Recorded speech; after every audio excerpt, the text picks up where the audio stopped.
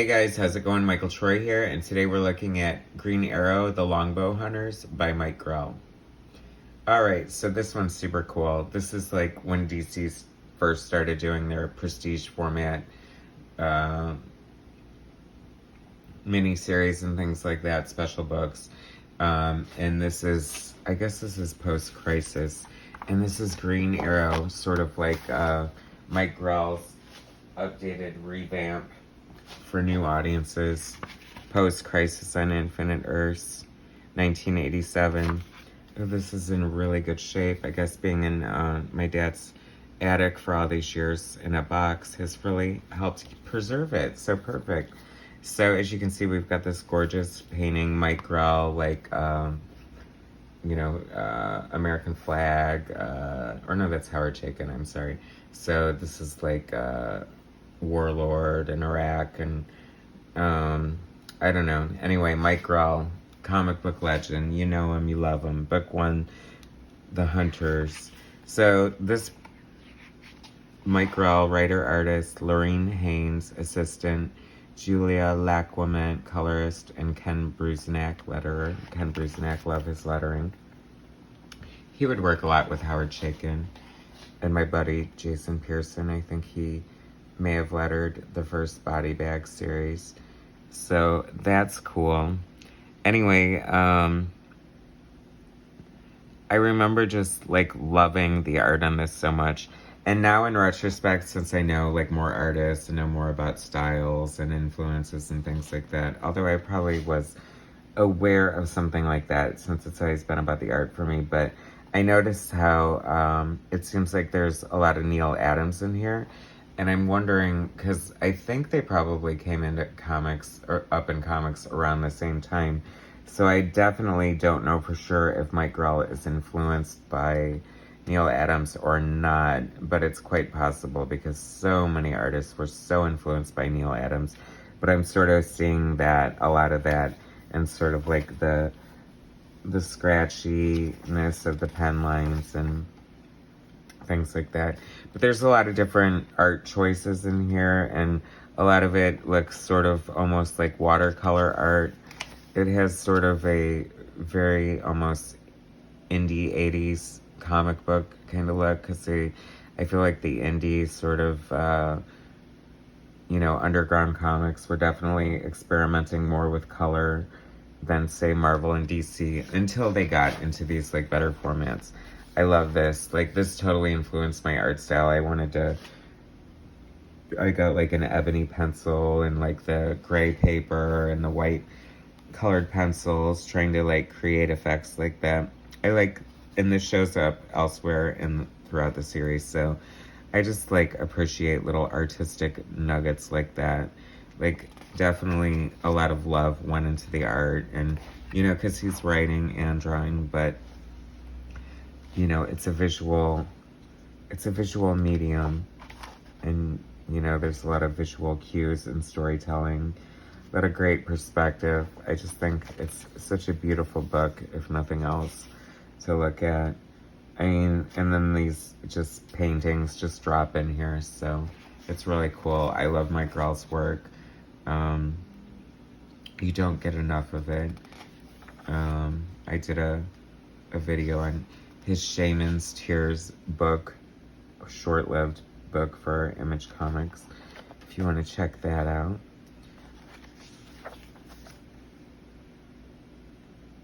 It's funny because I remember first getting this, and I absolutely love fishnets, like everything about them. I love the way they look. I think they're so fun. I love to draw them. And I noticed how the lines are a little like bloopy and off in here, but that's very realistic, like how they would be in real life. And I have to say, not the most shapely ass here on Black Canary, but what are you gonna do? I mean, well, what are you gonna do? I guess you're gonna do like,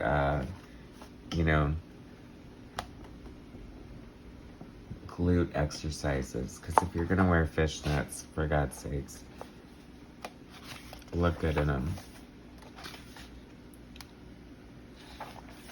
And this led to like a monthly series that Mike Grell wrote but didn't draw, and I remember being like so hugely disappointed that he didn't draw it because I really loved his art. I love this picture of Black Canary there.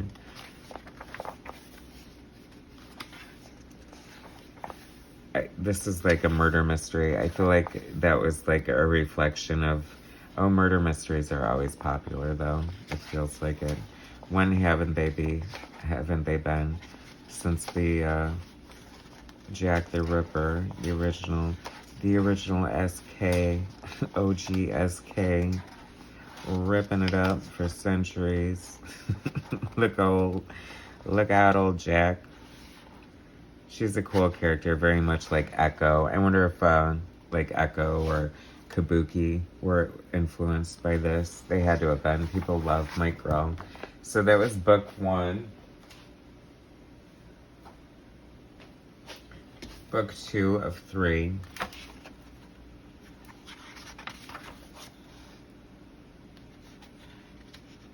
I just really like how it goes from pen and ink to sort of pastel-y looking art and then like almost watercolory.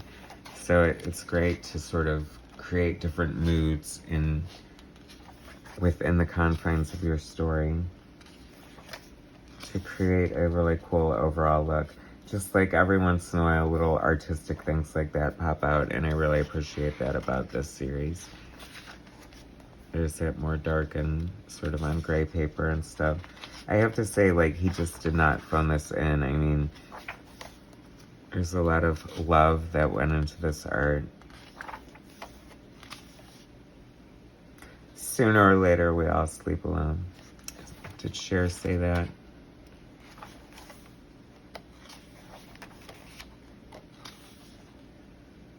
I like this take on Green Arrow. Like, the hood made it edgy, as opposed to like the little what you call it, Robin Hood sort of hat. I think this is the first time I saw a dong in a comic book. You can only see it like in silhouette of him jumping out of the tub, but I was definitely taken aback. See, dongs in comics are distracting. I guess dongs in general are distracting, but let's not make this all about the dong. Beautiful, beautiful art.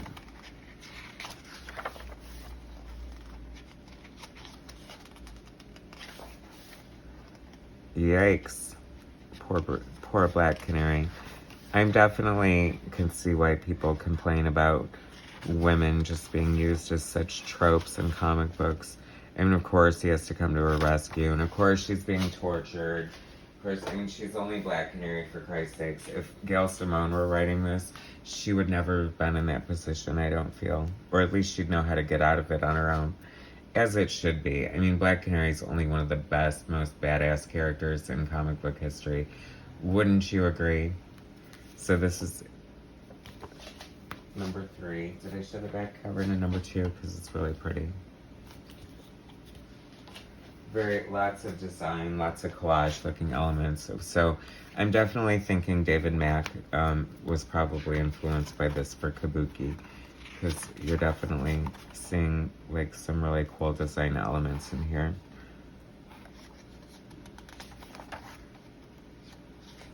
Very cool dragon there, eh?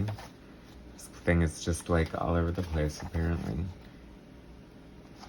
But yeah, see, like I just see like a lot of Neil and Adams influence there, and just like the rendering and the scratchiness of the pen.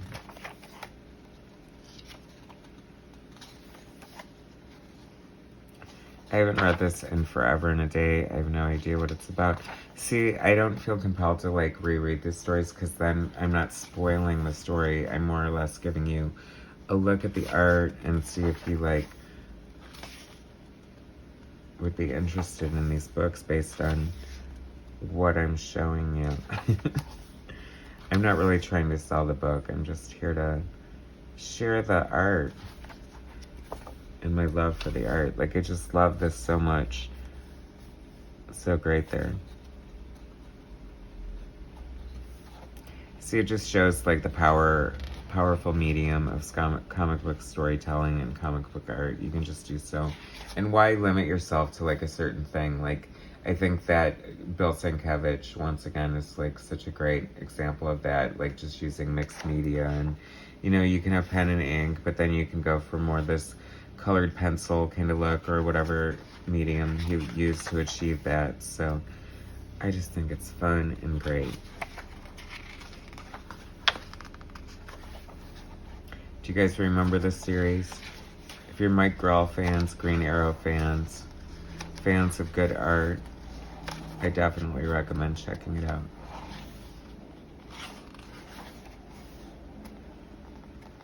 So he can fight Kabuki, or she, or whoever she is.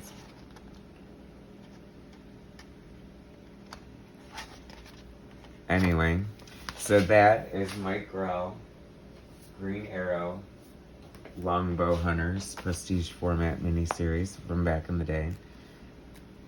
Very cool. Anyway, I highly recommend it. Thanks so much for watching. I super appreciate it. Please subscribe to my channel, hit like, share my content, and I'll bring you some more later. Alright, thanks guys.